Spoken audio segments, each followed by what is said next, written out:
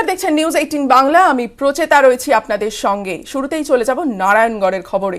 নারায়ণগড়ের মকরমপুরে গোষ্ঠীদ্বন্দ্বের অভিযোগ, মৃত এক। আমাদের সঙ্গে রয়েছেন আমাদের প্রতিনিধি শঙ্কর।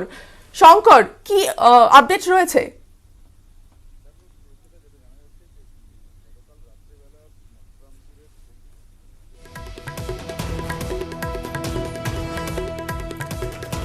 নারায়ণগড়ে মকরমপুরে গোষ্ঠীদ্বন্দ্বের অভিযোগ, মৃত এক। মেদিনীপুর মেডিকেল কলেজ হাসপাতালে নিয়ে যাওয়ার পথে মৃত্যু হয় সৌভিক দলুইয়ের। আমাদের সঙ্গে রয়েছেন আমাদের প্রতিনিধি শঙ্কর। দেখো প্রচেতা, যেটা জানা যাচ্ছে, পশ্চিম মেদিনীপুরের নারায়ণগড়ের মকরমপুরের অভিরামপুর এলাকায় 4 তৃণমূল কর্মী সমর্থকরা গতকাল রাত্রেবেলা বসেছিলেন। সেই সময় আচমকা 5 জন বাইকে করে এসে তাদের উপরে হামলা চালায় বলে অভিযোগ। হামলা চালায় বোমা এবং গুলি দিয়ে। এই বোমা এবং গুলির তে আহত হয় সৌভিক দলুই ও সীতারাম মুর্মু নামে তৃণমূল কর্মী। সৌভিককে সঙ্গে সঙ্গে খড়গপুর মহকুমা হাসপাতালে নিয়ে এলে সেখান থেকে তাকে রেফার করা হয়। তার পিঠে গুলি বিদ্ধ হয় এবং তাকে খড়গপুর মহকুমা হাসপাতাল থেকে মেদিনীপুর নিয়ে যাওয়ার পথেই চিকিৎসকরা যখন হাসপাতালে তিনি পৌঁছান, চিকিৎসকরা তাকে মৃত বলে ঘোষণা করে। এর পাশাপাশি আরো 3 জন বোমার স্প্লিন্টারে আঘাত হয়।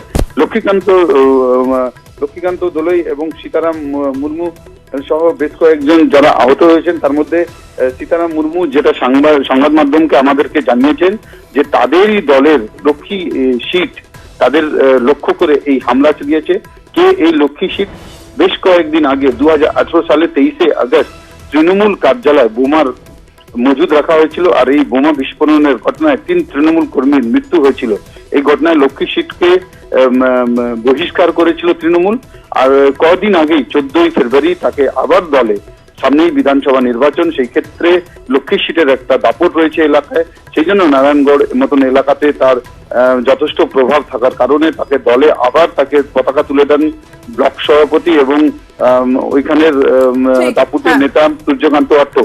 পতাকা তুলে দেওয়ার পরে 7 দিনের মাথায় এই ঘটনায় যথেষ্ট তৃণমূলের বিরুদ্ধেই কিন্তু নিজেদের যে গোষ্ঠী কোন্দল তা প্রকাশ্যে এসে এবং এই লক্ষ্মী সিটকে কেন দলে নিয়েছে তা নিয়ে কিন্তু ক্ষোভ প্রকাশ করেছিল তৃণমূল।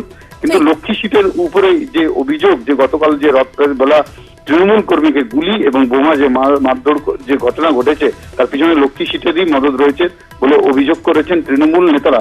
অন্যদিকে বিজেপির উপরে আঙুল তুলেছে নারায়ণগড় ব্লক সভাপতি, যদিও ঘটনাতে তৃণমূলেরই নিজেদের গোষ্ঠী কন্দল বলে জানিয়েছেন জেলা সভাপতি। ধন্যবাদ তোমাকে শঙ্কর।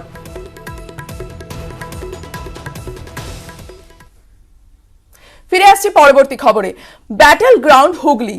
প্রধানমন্ত্রী সভার 48 ঘন্টার মধ্যেই একই মাঠে আজ মুখ্যমন্ত্রী। সভার প্রস্তুতি খতিয়ে দেখলেন প্রশাসনিক কর্তারা।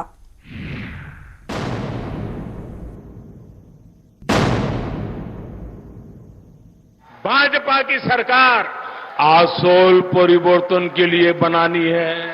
আমরা আসল পরিবর্তন চাই। সোমবার শাহগঞ্জের এই মাঠেই চ্যালেঞ্জ ছুড়েছেন নরেন্দ্র মোদী। 48 ঘন্টার ব্যবধানে একই মাঠে জবাব দেবেন মমতা বন্দ্যোপাধ্যায়। মঙ্গলবার যুদ্ধকালীন তৎপরতায় চলল প্রস্তুতি। 24 ঘন্টার মধ্যে আগের মঞ্চ খুলে নতুন মঞ্চ তৈরি। মঞ্চের পিছন দিকে তৈরি নতুন হেলিপ্যাডও। সূত্রের দাবি, মমতার মঞ্চে তৃণমূলে যোগ দিতে পারেন ক্রিকেটার মনোজ তিওয়ারি। পুরসুরা সভা দেখেছেন, জেলা তৃণমূল কংগ্রেসের উদ্যোগে জেলার সমস্ত নেতৃবৃন্দের সহযোগিতায় এবং অংশগ্রহণে লক্ষাধিক মানুষের সমাবেশ হয়েছিল। এই সমাবেশ তার চেয়েও বেশি মানুষের সমাবেশ হবে। 2016 বিধানসভা ভোটে হুগলির 18টি আসনের মধ্যে তৃণমূল একাই পায় 16টি, বাম কংগ্রেস জোট পায় 2টি। বিজেপি খাতা খুলতেই পারেনি। ছবি বদলেছে 2019-এ। লোকসভা ভোটের ফলের নিরিখে তৃণমূল এগিয়ে 10টি আসনে, বিজেপি 8টি আসনে এগিয়ে। পদ্মের উত্থান রুখে ঘাসফুলের আধিপত্য বজায় রাখতেই ফের হুগলিতে তৃণমূল নেত্রী। লড়াই শুধু মাঠে নয়, কাছেও। তৃণমূলের অভিযোগ, প্রধানমন্ত্রীর হেলিপ্যাডের জন্য শতাব্দী প্রাচীন 20টির বেশি গাছ কেটেছে বিজেপি। ওই জমিতেই গাছ লাগিয়ে তাদের দাবি, মোদী এলে ধ্বংস, দিদি এলে সৃষ্টি। বিজেপি অবশ্য গোটাটাই তৃণমূলের রাজনীতি বলে দাবি করেছে। হুগলি থেকে সৈকত বিশ্বাস ও ইরণ রায় বর্মনের রিপোর্ট, নিউজ 18 বাংলা। সামনেই বিধানসভা ভোট, আর তার আগেই উত্তপ্ত রাজ্য রাজনীতি। 7ই মার্চ ব্রিগেডে নরেন্দ্র মোদীর সভা। ব্রিগেডে 10 লক্ষ জমায়েতের টার্গেট বিজেপির। পরিবর্তনের পরিবর্তন হবে, এই বার্তায় দেওয়াই লক্ষ্য। ব্রিগেডের সভার জন্য বাড়ি বাড়ি যাবেন নেতাকর্মীরা। বাড়ি বাড়ি গিয়ে ব্রিগেডের সভায় যোগদানের আর্জি। ব্রিগেডের জমায়েতে কলকাতা জুড়ে জায়ান্ট স্ক্রিন। ব্রিগেডের জন্য কলকাতাকে স্তব্ধ করার টার্গেট নিয়েছে বিজেপি।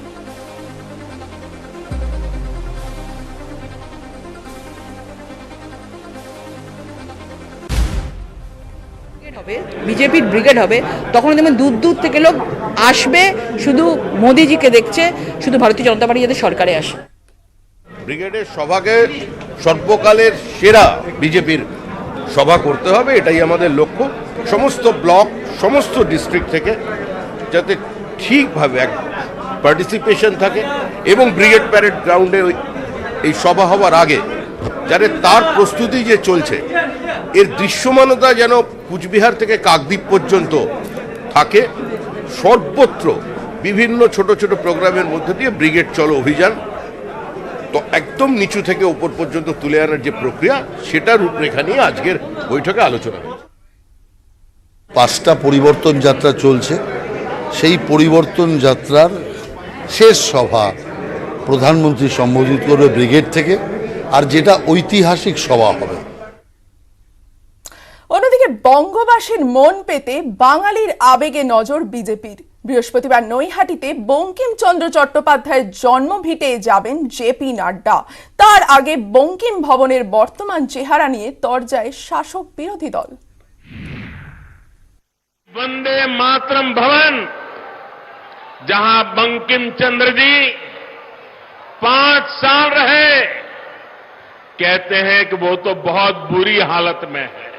আমার খুব খারাপ লাগে যখন উনি না জেনে মিথ্যে তত্ত্ব বাংলা তথা ভারতবর্ষের মানুষকে পরিবেশন করে।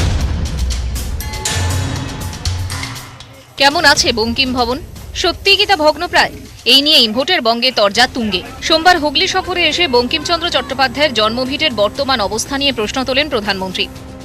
वंदे मातरम भवन, जहां बंकिम चंद्र जी 5 साल रहे, कहते हैं कि वो तो बहुत बुरी हालत में है। ये वो भवन है जहां उन्होंने वंदे मातरम की रचना को लेकर मंथन किया। 24 ঘন্টার মধ্যে জবাব দিল রাজ্যের শাসক দল। উনি বন্দে মাতারাম ভবনে না গিয়ে বললেন ওটা ধ্বংসস্তূপ অবস্থায় পড়ে রয়েছে।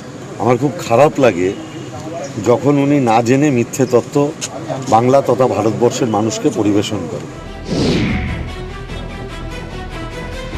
বঙ্কিমের ভিটেই এখন গ্রন্থাগার, সংগ্রহশালা, নিত্য আসা যাওয়া স্থানীয়দের। বন্দে মাতরম তিনি এখানে বসেই তিনি লিখেছিলেন। তিনি যে চেয়ারটি এবং টেবিলটি ব্যবহার করতেন, সেই টেবিলটা কিন্তু এখানে এখনও রয়েছে। বঙ্কিমচন্দ্র যে সমস্ত লেখনীগুলো ব্যবহার করতেন, তার মধ্যে বিখ্যাত বিখ্যাত রচনাগুলো যে লেখনী দিয়ে হয়েছিল, সেই লেখনীগুলো রয়েছে। নৈহাটিবাসী হিসেবে আমি সত্যিই গর্ববোধ করি, কারণ এটা হচ্ছে বঙ্কিমচন্দ্রের জন্মস্থান। বাঙালি এই আবেগের পথে হেঁটেই নীলবাড়ির দরজায় পৌঁছতে চাইছে পদ্ম শিবির। বৃহস্পতিবার নৈহাটি যাচ্ছেন বিজেপির সর্বভারতীয় সভাপতি জেপি নাড্ডা। যাবেন বঙ্কিমচন্দ্র চট্টোপাধ্যায়ের জন্মভিটে। নাড্ডা শ্রদ্ধা জানাতে যাবেন মঙ্গল পাণ্ডের সমাধিস্থল ও বিভূতিভূষণ বন্দ্যোপাধ্যায়ের বাড়িতেও। নৈহাটিতে বাড়ি একাধিক বিশিষ্ট বাঙালির, তাদের মধ্যে আছেন একই সঙ্গে বিবেচনায় রয়েছে আরও একাধিক মনীষীর নাম। হরপ্রসাদ শাস্ত্রী, কেশবচন্দ্র সেন, শ্যামল মিত্র, সমরেশ বসু সহ আরও অনেকে। তাৎপর্যপূর্ণভাবে তালিকায় নাম বামপন্থী কবি সুকান্ত ভট্টাচার্যেরও। বিধানসভা ভোটের মুখে সেই বাঙালি মনন, বাঙালি আবেগকে কাছে পাওয়ার শেষ চেষ্টায় নেমেছে বিজেপি। বাঙালি মনীষীদের নাম যদি বর্তমান প্রজন্ম, সারা দেশের বর্তমান প্রজন্ম তাদের এই যাওয়ার কারণে নতুন করে কিছু আকর্ষণ তাদের শিশু মনে তৈরি করতে পারে, তাতে কি কারোর কোনো আপত্তি আছে? ভোটের আগে বাঙালির আবেগকে ছুঁতে কখনো রবীন্দ্রনাথ, কখনো বিবেকানন্দ, কখনো নেতাজির কথা, কখনো সত্যজিৎ রায়ের নামে পুরস্কার ঘোষণা কেন্দ্রের। এবার বঙ্কিমের স্মরণে। অরূপ দত্ত, অরুণ ঘোষের রিপোর্ট, নিউজ 18 বাংলা। ফিরে এলাম বিরতির পর। প্রধানমন্ত্রী মোদীর আত্মনির্ভর ভারতের আহ্বানে দেশের অর্থব্যবস্থা একটি বিশেষ পরিস্থিতিতে এসে দাঁড়িয়েছে। নেটওয়ার্ক 18 ও আইটিসির বিশেষ নিবেদন এই স্বাভিমান ভারতে আমরা আপনাদের কাছে তুলে ধরি দেশের বিভিন্ন কাহিনী যা আত্মনির্ভরতার কথা বলে। এই কাহিনীরা বলে ভারতীয় নাগরিক হিসেবে আমাদের আসল পরিচয় কি। এমনই এক কাহিনী বলে টাটা কনসালটেন্সি সার্ভিসেস।